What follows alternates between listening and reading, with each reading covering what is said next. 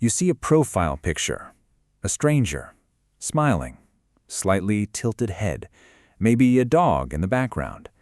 In less than a second, before you've read a single word they've written, some part of your brain has already decided this person is safe. You don't choose this, it just happens. And that snap decision is about to cost millions of people their savings, their secrets, or their hearts this year alone. So why does a tiny photo and a few friendly words feel like enough proof to trust someone you will never meet? To understand that, you have to go back to a world that had no strangers in it at all. For most of human history, the anthropologist Robin Dunbar argued, people lived in groups of roughly 150 individuals. That number wasn't random. It was the upper limit of how many relationships a human brain could actually track. Inside that group, everyone knew everyone.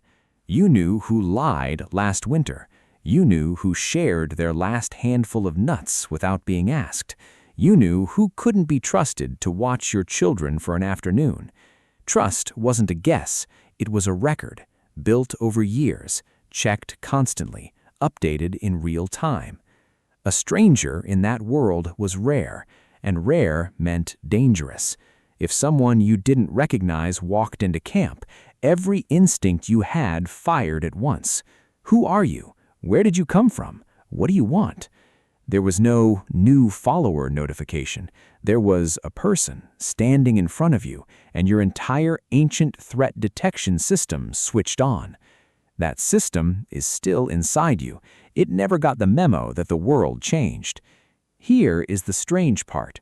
Researchers Alexander Todorov and Janine Willis ran a study at Princeton that found something unsettling about trust. People could judge whether a face looked trustworthy in under 1/10 of a second.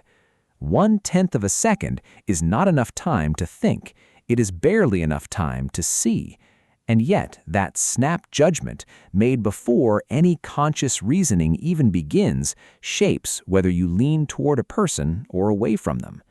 A warm smile, slightly raised eyebrows, a head tilted, not straight on. These are not random details. They are exactly the signals your ancestors used to read a friendly face across a fire in real time with real consequences. There's also something psychologists call the halo effect. If one trait about a person seems good, your brain quietly assumes the rest of them is good too. A warm smile in a photo does not just read as friendly, it silently implies honest, competent, safe to deal with, none of which the photo actually proves. Marketers have known this for decades. A smiling face sells more than a neutral one, even when the product underneath is identical. Online, that same shortcut gets stretched even further. A profile with a clean photo, a few mutual friends, and a string of 5-star reviews triggers the halo effect on 3 signals at once, stacking trust your brain never actually verified. Now put that same system online. A scammer does not need to earn your trust the way a person in your camp once had to, over years, through actions you could verify. A scammer only needs to trigger the same ancient signals your brain already trusts automatically. A smiling photo, a warm, friendly tone, a profile that says, verified, 5 stars from accounts that may not even be real people. None of it is evidence. All of it is decoration. A blue check mark does not mean a person is honest. It usually means a company confirmed a phone number. A 5-star rating does not mean 100 people verified someone's character. Often, it means a handful of reviews, some real, some bought, some left by accounts created the same week they were used. But your brain does not pause to ask which kind of 5 stars it's looking at. It simply registers the number, the badge, the shape of social proof, and files it away as trust earned, the same way your ancestors would have trusted a person vouched for by 3 other people in camp they already trusted. But your trust system cannot tell the difference between decoration and proof, because it was never built to evaluate strangers behind a screen. It was built to evaluate a face, a voice, a person standing in front of you, where lying had consequences the next morning. Researchers studying romance scams found that victims often described feeling an immediate, overwhelming sense of connection, sometimes within the first few messages. Not because the other person proved anything, because the scammer knew exactly which signals to send. Quick warmth, shared interests, mirrored back almost too perfectly. Constant, attentive communication that feels, to an ancient brain, exactly like being chosen by your tribe. The FBI's Internet Crime Complaint Center has tracked billions of dollars in losses from romance and confidence scams in recent years, and the pattern is almost always the same. The relationship moves fast. The trust builds quickly. The request for money comes wrapped in a story that feels personal, specific, believable, because the scammer spent days, sometimes weeks, mirroring back exactly what the victim wanted to hear. None of this requires sophisticated hacking or technical skill. It requires only patience and an accurate map of which ancient buttons to press and in what order. This is not a story about gullible people. Some of the people who fall hardest for these schemes are highly educated, highly skeptical in every other part of their lives. The trust circuit does not check your IQ before it fires. It checks for the signals it evolved to trust. And those signals are now cheap to fake. Here's the part that flips the whole story. The same trust system that makes you vulnerable online is the exact system that makes human society possible at all. Without it, you could not work with strangers, hire people you'd never met, or build cities full of people who don't know your name.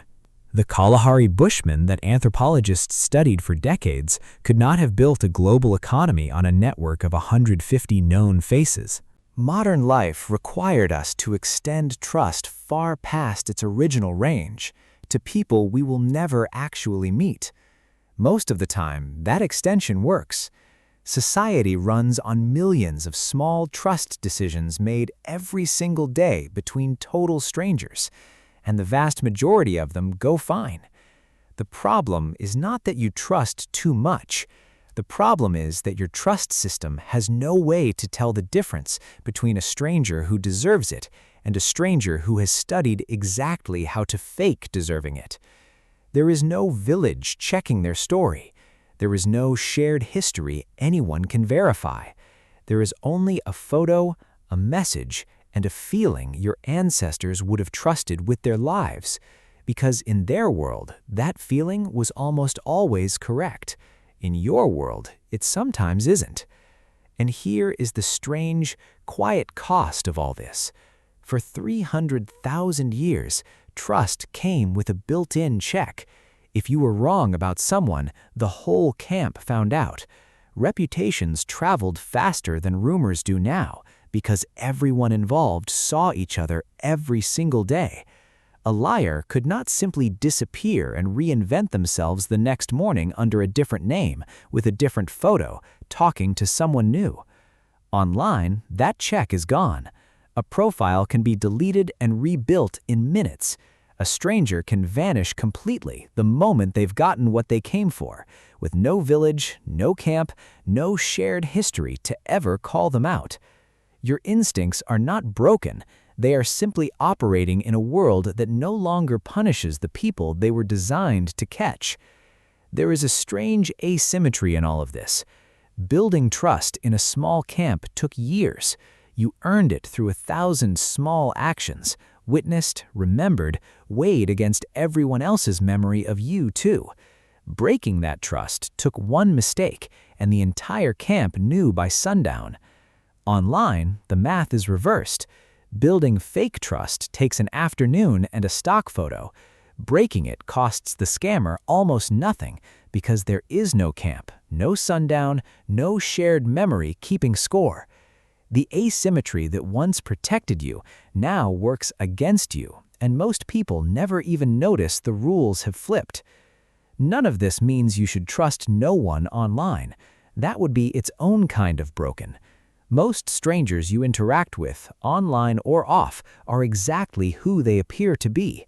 The goal is not to shut the system down, it's to know when it's being used against you on purpose, and to slow down exactly in the moments that feel the most urgent, the most personal, the most flattering, because those are precisely the feelings a well-run scam is built to manufacture. The next time a stranger's face feels instantly safe, remember what that feeling actually is. Not proof, not evidence, just a 300,000-year-old reflex built for campfires and faces you would see again tomorrow, now firing alone in the dark at a screen for a stranger you will never see again at all.